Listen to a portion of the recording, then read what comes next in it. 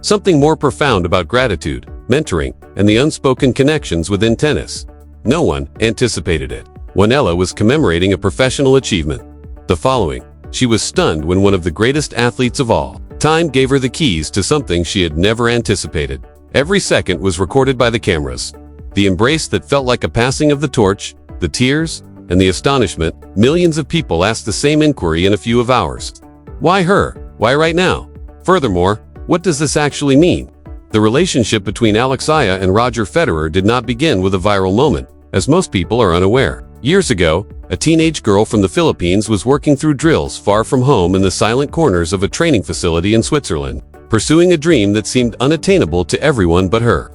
At the age of 14, Eala joined in the Rafa Nadal Academy in Spain. Prior to that, however, she trained in Switzerland during critical developmental months, when the Federer brand was not only famous but ubiquitous, due in large part to Roger's achievements and generosity. The Swiss Tennis Federation has drawn young talent from all over the world. One of those skills was Alex Eala, quiet and determined. She wasn't being coached by Federer. Even though he wasn't around most of the time, his influence could be felt. Programs supported by his charity gave young athletes like Eala access to top-notch facilities. The culture she trained in was infused with his values of discipline, grace, and constant growth. Roger once witnessed her play while on a rare visit to the training facility. He spoke very little. Even in practice, he saw her footwork, shot selection, and the way she battled for every point. He approached her after the session, introduced himself as though she didn't already know who he was, and simply stated, "Keep going. You possess something unique."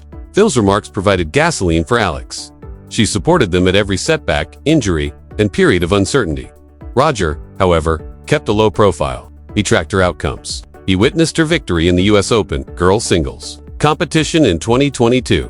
He saw her rise to the top of the WTA rankings. He recognized her narrative as a Filipino athlete who broke down barriers in a sport dominated by North America and Europe. However, none of this was known to the world.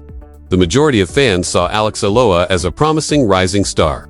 She was evidence to Roger Federer that the next generation was prepared, that his efforts to pave the road for new players were succeeding, and that tennis remained fundamentally about passion, selflessness, and the conviction that everything was achievable. Roger didn't hesitate to take advantage of the chance to accomplish something significant that would honor her path and motivate others.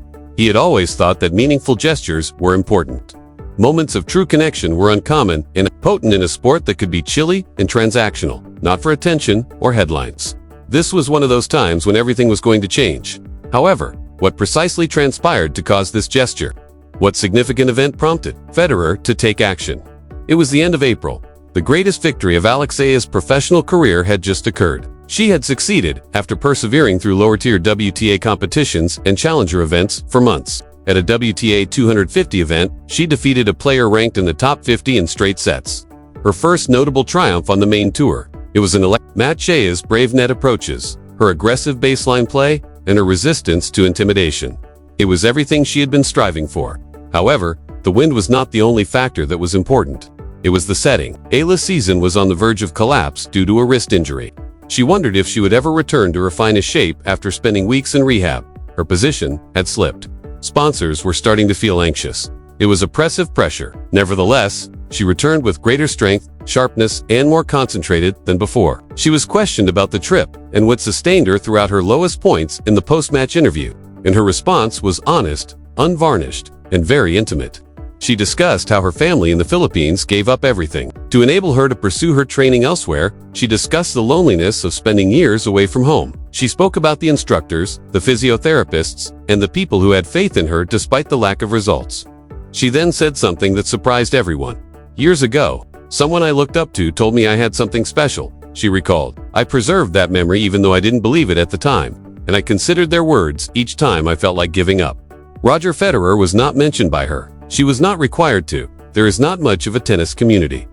Word spreads quickly, and people began making the connections in a matter of hours. Journalists examined previous interviews. Photographs of a teenage Eala training in Switzerland were discovered by fans. Abruptly, a new dimension was added to the plot. Roger watched the interview. He could see the feeling in her eyes.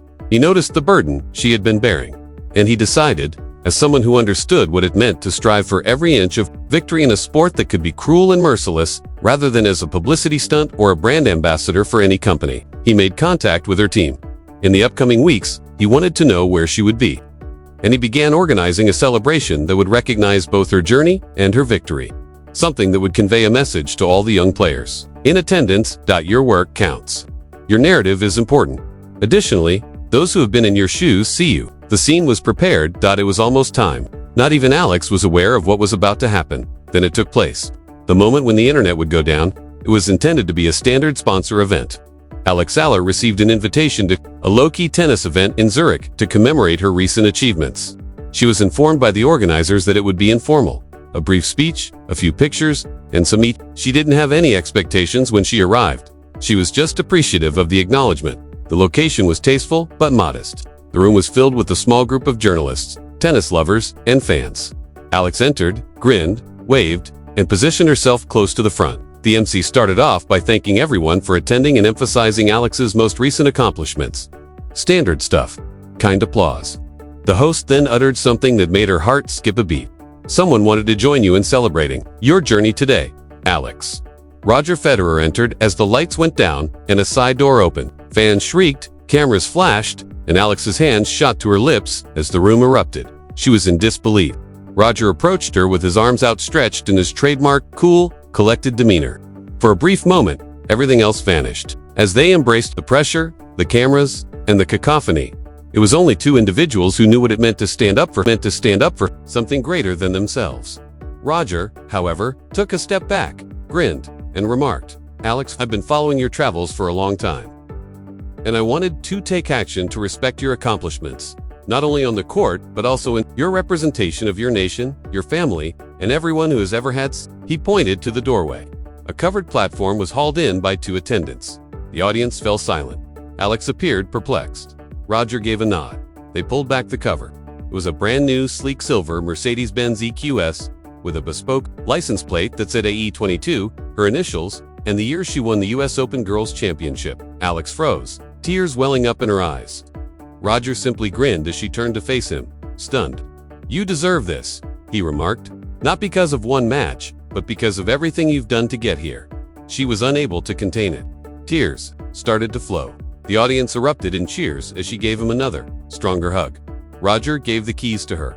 Still in shock, she grasped them as if they were made of glass. Her shaking hands, her tearful grin, and Roger's kind touch on her shoulder. We're saying, "You belong here," were all captured on tape. After that, she said something. She was able to say, "I don't even know what to say," despite the tears and intense emotion. "This is everything. I'm grateful. I'm grateful that you had faith in me when I didn't." The video became viral. In a matter of minutes, sports channels, news sources, Instagram, TikTok, and Twitter. The video of Alex sobbing, Roger grinning quietly, and the keys being given away went viral right away. Tens of millions of views by the end of the day, with millions in the first hour. However, the internet was responding as well as observing. Furthermore, not everyone had the same perspective, because, despite how lovely the moment was, it provoked a discussion that no one anticipated. Pure emotion was the initial wave of reactions. Social media was inundated with messages of encouragement, admiration, and support from fans. One post said, "This is what sports is about." Another person remarked, "Roger Federer is a class act." With comments like, "I'm not crying. You're crying, and this is why we love tennis." Thousands more people shared the video.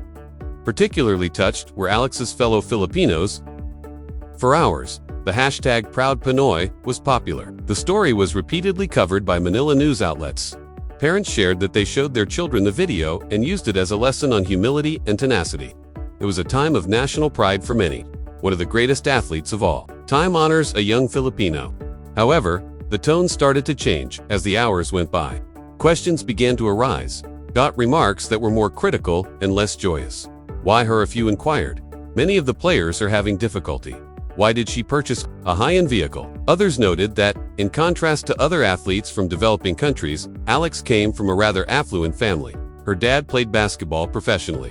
From an early age, she had access to top-notch training. This is not a tale of poverty and prosperity. According to a widely shared tweet, privilege rewards privilege. The think pieces followed. Sports reporters argued about whether Federer's gesture conveyed the wrong message despite its good intentions. Does this lead to young athletes having unreasonable expectations?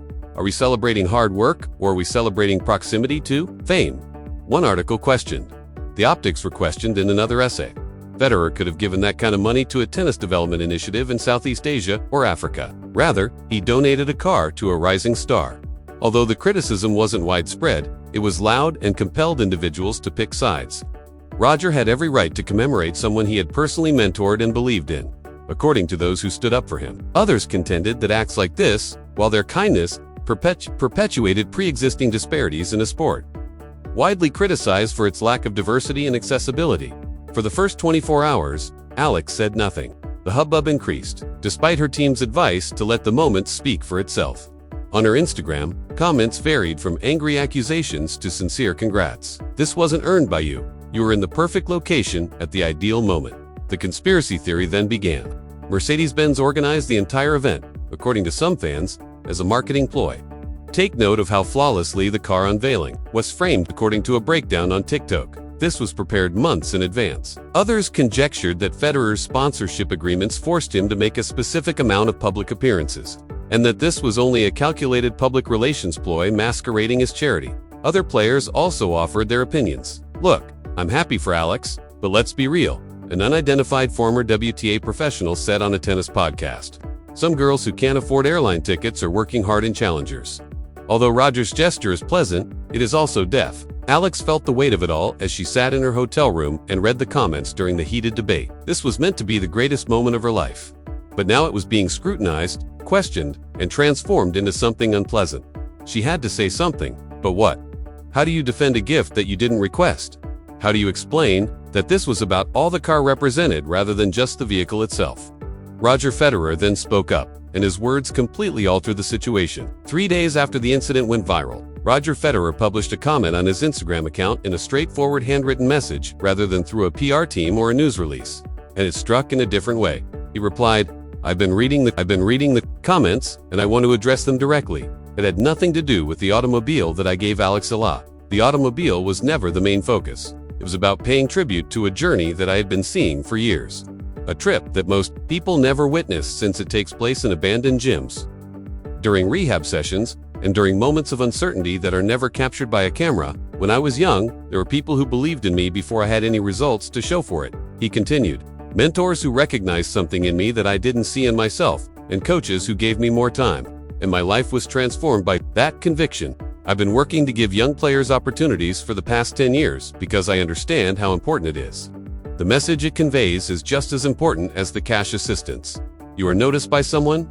Someone has faith in you, contend the section that quiet the critics then appeared. This is not what Alex requested. She was unprepared for it. And you're correct if you think she didn't need it. Without it, she would have been successful. That isn't the point though. The idea is to recognize perseverance, celebrate hard work, and let young athletes know that their efforts matter, even when no one is looking. He confronted the privilege issue directly. Yes, Alex has had possibilities, but at the age of 12, she left home to train abroad. She has persevered through setbacks, injuries, and the tremendous burden of representing a whole country. Success does not lessen hard effort, and privilege does not eliminate sacrifice. The worst part is that I accept your opinion if you believe that this gesture was incorrect. However, I would like to know when you last acknowledged someone's accomplishment. Without making any demands or asking if they were deserving of it, I refuse to be a part of the culture we've created where we disparage individuals for succeeding. The answer came right away. Support replaced the backlash. The post was shared by athletes from several sports. In response, Serena Williams said, "This is everything. Needed to hear this." Naomi Osaka wrote, "Today, even those who had questioned the gesture acknowledged that Roger's remarks completely changed the context of the incident." Alex observed the post and shed tears once more, but they were different tears this time. Gratitude and relief, not shock or overwhelm. Because Roger had taken a step that most people wouldn't take. He defended his choice, gave an explanation, and refused to allow the commotion to overshadow its significance. Alex shared her own reply 2 days later. She thanked Roger for believing in her journey as well as for the car. She explicitly responded to the criticism, defending her right to be honored while simultaneously admitting her privilege. "I am aware that I have had opportunities that many others have not. However, I also understand what it's like to be questioned and told, 'You're not good enough.' Should battle for each and every point as if your life depended on it." This was hardly a luxurious present. It has to do with approval, and I will always have that with me. The topic of conversation changed. People began asking more insightful questions instead of arguing about whether the gesture was appropriate or not. How can we help young athletes? How can we strike a balance between joy and inequity awareness? How can we make more, not fewer, moments like this? In the midst of everything, Roger Federer and Eala came to represent something greater. Not just achievement, not just mentoring, but the notion that there is still power in uplifting people, in a society that is fixated on tearing them down. The problem is that this incident affected more people than just Alex and Roger. It altered the discourse surrounding tennis. The rippling effects were evident a month later. The number of people following Alex Eala on social media has tripled. She signed 2 new endorsement contracts, both with companies that used the viral moment as evidence of her character and marketability. Record numbers of people attended her next tournament participation, which was a qualifying match. The girl Roger Federer supported was what the public wanted to see. More than that, though, her experience was turned into a case study. Globally, tennismees began emphasizing mentorship programs in their advertising. Donations to Federer's foundation increased by 40%, with several contributors expressly mentioning the ELA moment. In an attempt to get noticed, young athletes from undeveloped countries started sharing their own tailies and tagging Roger and Alex. Alex uploaded a picture of herself driving the car to her next tournament, keys in hand, with the straightforward comment, "Every mile is a thank you." This was done as a reminder rather than as a show. However, the true legacy was not tangible. It was based on ideology. Because this moment demonstrated that change is possible in a sport that is sometimes lambasted for its elitism, lack of accessibility, and gatekeeping success. Not through large-scale structural changes, not through committees and policy documents, but rather by one-on-one acts of acknowledgement and the use of influence by influential people to say, "You matter. Your narrative is important.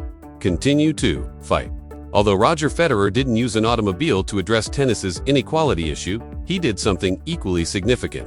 He reminded individuals of the reasons behind their initial passion for the sport. For the stories, the underdog triumphs, the moments of grace and connection that surpass rankings and records, rather than the trophies and prize money. Alex continued to grind. Her subsequent match was won, followed by another. Her rating increased. She began to receive invitations to larger competitions. She also gave the same response each time someone questioned her about the car or the viral incident. It has nothing to do with what I got. It had to do with what it stood for, and I will dedicate the remainder of my professional life to ensuring that that moment had significance. People will reflect on this and discuss its importance in years to come. Some will describe it as a touching act. Some will refer to it as performative. However, the reality lies somewhere in the middle. It was an imperfect, complex, but unquestionably powerful moment because it made people consider important issues like privilege and effort, celebration and criticism, and what we value and why. And perhaps, just possibly, it encouraged a child in a tiny town to keep going and think that their journey, no matter how insignificant, matters. By witnessing them hit balls against a wall and dream of something greater, Roger Federer saw that someone was watching and that they would eventually get their opportunity as well. Beneath all the commotion and controversy, that's what Alex Eala demonstrated. And that's what this tale was all about. The question is as follows. Was this only a kind donation or at the start of a new chapter in tennis's celebration of its rising stars? The instant Roger Federer gave those keys weren't only caught on camera. Alex Eala. Everyone who has ever struggled for something they believe in will always remember it. It served as a reminder that winning isn't the only goal of sports. At their best, it has to do with acknowledgement. It has to do with someone in a position of authority, deciding to view someone with promise. It also involves having the guts to celebrate accomplishments without feeling guilty. Whether you like it or not, this moment was important. And it continues to reverberate throughout the tennis community today. These are the moments that define tennis, and we're just getting started. So please click the subscribe button if this story touched you.